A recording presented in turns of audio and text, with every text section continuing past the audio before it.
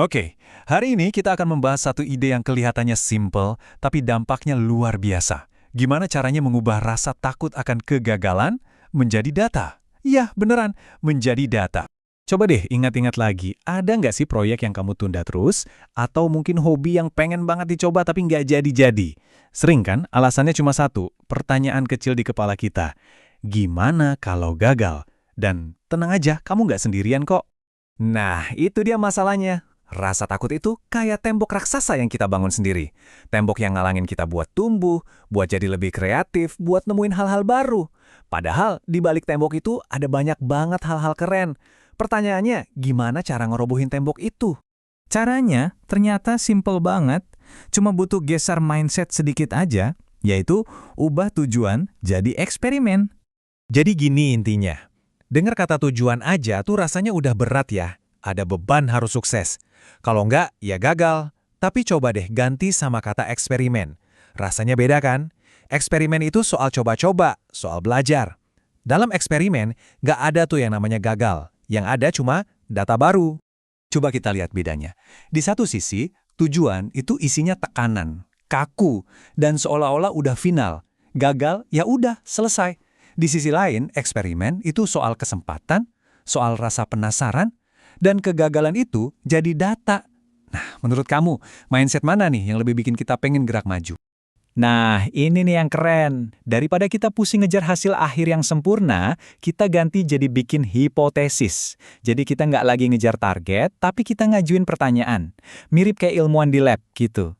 Kita jadi ilmuwan buat hidup kita sendiri. Penasaran, pengen nguji segala kemungkinan. Contohnya gini deh, daripada bilang, tujuan gue adalah nulis novel bestseller yang mana berat banget kan?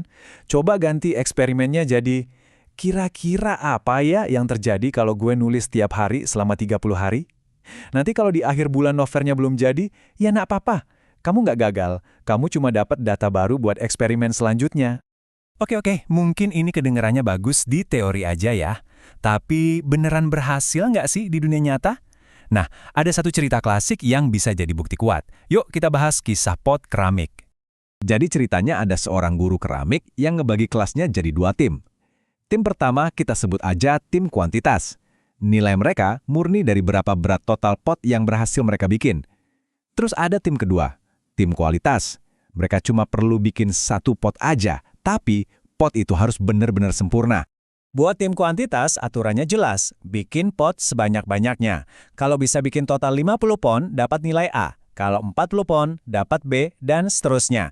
Jadi mereka nggak ada waktu buat mikirin satu pot harus sempurna. Pokoknya hajar terus, bikin, dan bikin lagi. Nah, tim kualitas ini beda banget. Tekanannya justru lebih besar. Mereka cuma boleh bikin satu pot.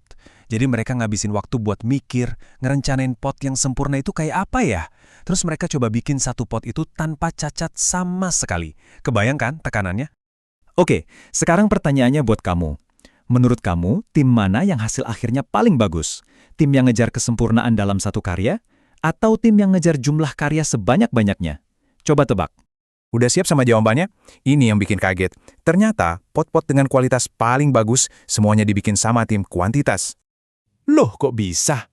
Gimana ceritanya kuantitas malah ngalahin kualitas? Aneh kan? Jawabannya ada di prosesnya. Simple banget. Sementara tim kualitas sibuk mikirin teori kesempurnaan, tim kuantitas, ya mereka sibuk melakukan. Mereka terus berlatih. Tentu mereka bikin banyak banget pot yang gagal, yang jelek. Tapi tiap pot yang retak, tiap pot yang miring itu jadi pelajaran. Mereka belajar langsung dari kesalahan, terus ilmunya dipakai lagi buat pot selanjutnya. Mereka terus-terusan mengulang siklus ini. Dan ini ngebawa kita balik lagi ke ide utama dari semua ini. Kegagalan itu hanyalah data. Jadi, yuk kita coba definisikan ulang apa itu gagal. Gagal itu bukan akhir dari segalanya. Gagal itu bukan berarti kamu nggak mampu. Bukan.